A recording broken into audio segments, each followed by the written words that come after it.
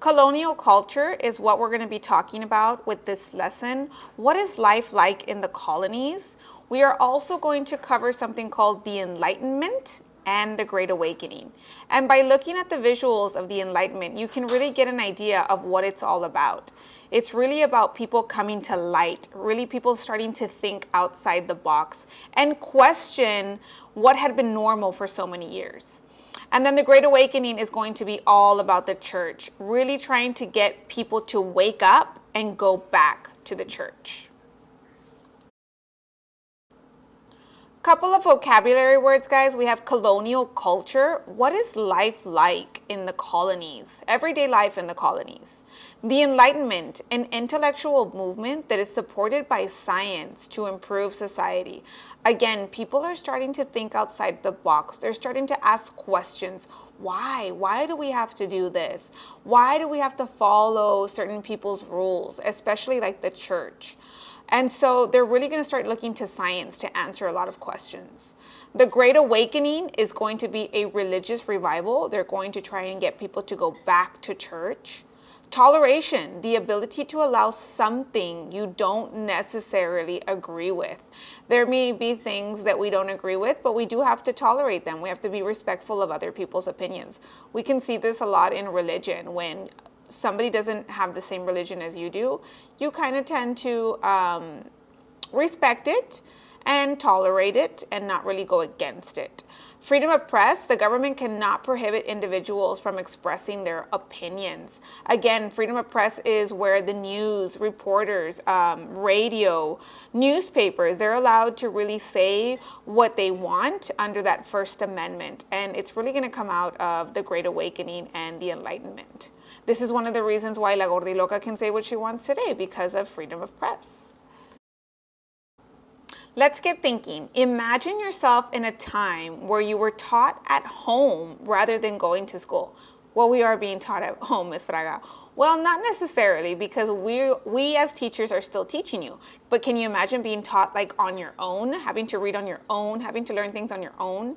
Imagine no shops or restaurants. Imagine living a life with no technology, such as washing machines, plumbing, computers, iPhones. We aren't going to discuss this with a partner, but rather type it out. Tell me what you think life was like. And it always reminds me of a show that used to exist. It was called Little House on the Prairie. And it was really a family growing up in colonial times. They lived in this little cabin. Life was just all about your family, about helping each other out. This is really what colonial culture is all about. So tell me about it. What do you think life would be like for yourself if you were living during this time? Early colonial culture, what is it like again in the colonies? Well, education and religion are by far the most important things. Dame schools is basically unmarried or widowed women taught classes in their house. Dame is to be like a proper lady, so a lot of women were taught how to be proper, how to speak proper, how to sit properly, how to eat properly. This is really what dame schools is all about. As far as the men, some young men became apprentices. This is learning assistants. They became carpenters and blacksmiths, those types of trades. Some girls worked as maids, cooks, and nurses. And really, again, life in the colonies really revolved around family. It was very family-based, very good morals, very good manners, things of that nature. So we started out today's lesson with the question as far as, do you believe in evolution or do you believe in creation? And we talked about how since the very beginning, people really followed the church. The church was really the ones to set up the rules, to set up the laws. Even the king followed what the church says. And so with the Enlightenment, people are going to, there's a light bulb that's going to go off in people's head. And they're really going to start to question, is the church right? Like, where did they get these ideas? Why did they make all of the laws? And so in time, even the colonists, in the 13 colonists, would begin to question if the king and the British Parliament actually protected their rights, because the church really told the king and the British Parliament what to do. And so with the Enlightenment, we're really starting to think outside the box. We're really starting to question the people in charge, question what we call authority, those people that are in charge of us, and do they have our rights in the best interest? And so the Enlightenment brings on an intellectual movement, intellectual meaning very smart, that started in Europe in the late 1600s, which suggested that science, reason, and knowledge could improve society. We no longer have to follow what the church says, because a lot of people were questioning if it was even correct, if it was even true. And so a light bulb again is going to go off. People are going to question why, and they're really going to start to challenge those who are in charge. We can really credit a couple of people for starting the Enlightenment. This is people of the Enlightenment. Who are these Enlightenment thinkers? Who are these people that are thinking about science and reason to answer questions? Mr. John Locke, we've already heard about him. Remember, John Locke believed that all people should be born with natural rights. Rights that are granted by God, rights that you are given as soon as you are born, such as life, liberty, and the right to own property. This is Locke's way of really contributing to the Enlightenment. And then we have Charles de Montesquieu, and he says, couldn't agree with you more, Locke. We should also have separation of powers to prevent tyranny. Again, they're starting to question the king. The king shouldn't have the power. Montesquieu says we should separate power so that we don't have abuse of power.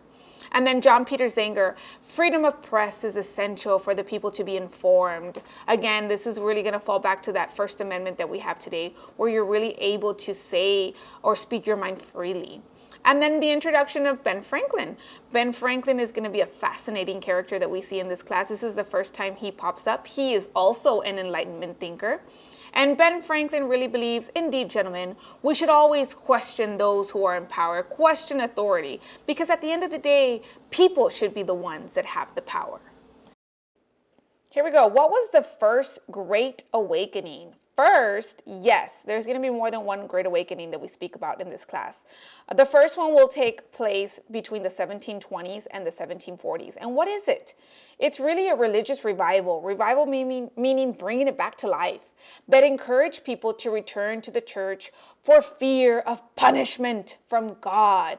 And so, yes, with the Enlightenment, people begin to question, does God really exist? Why should we follow the church? Why should they make all of the rules? And so people begin to shy away from the church. And the first Great Awakening is really trying to get them to come back to the church. Really, if they didn't, God was going to punish them. And so we're going to see two very interesting individuals that are going to be part of this first Great Awakening. One of them will be Jonathan Edwards, and the second one will be a gentleman named George Whitefield. So who are these people of the Great Awakening? Who are all of these religious people that want us to go back to the church? We have Mr. George Whitefield, and his quote is, "If you follow God, your life will be more enchanting." George Whitefield, guys, really reminds me of Joel Osteen. I don't know if any of you have ever heard of Joel Osteen, but he's very charismatic when he's talking. And I do have like a little video clip for you here, just so you can get an idea of how he speaks. Joel Osteen actually has a huge following. He's based out of a church in Houston, Texas, and his church is basically a stadium, guys. Take a look at what Joel Osteen looks like. Well, God bless you. It's a joy to come into your homes, and if you're ever in our area, please stop by and be a part of one of our services. I promise you, we'll make you feel right at home. The next character isn't so friendly. Unlike Joel, Jonathan Edwards is going to be very intense. He's going to be the one that tells you straight out, you will burn in purgatory if you do not follow God. He actually wrote a sermon called Sinners in the Hands of an Angry God. He really expressed that God was angry with the people for leaving the church. And if they didn't return, they were going to have to face the wrath of God once they reached over and met him. And so here's a little video of who Jonathan Edwards reminds me of.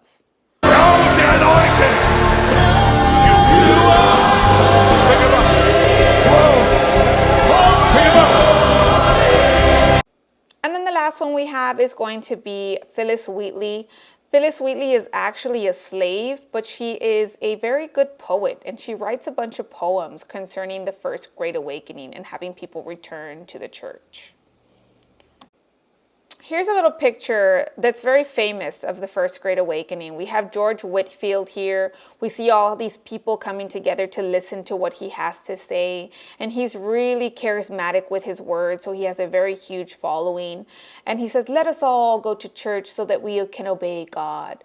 So really summarizing what the First Great Awakening was all about, trying to get people to return to the church out of fear of being punished by God.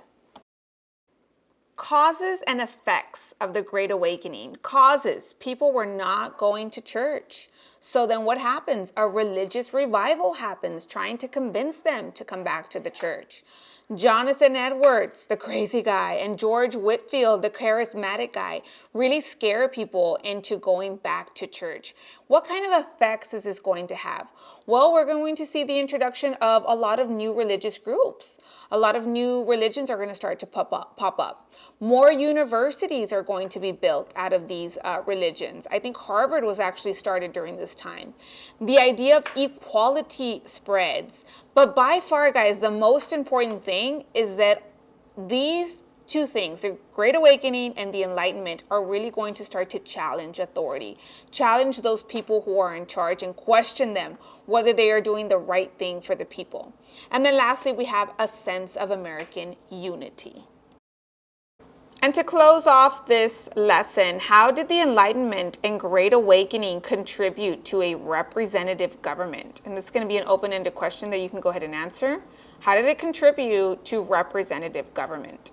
And then colonists became more blank, and colonists began to challenge who? Who did they start to challenge?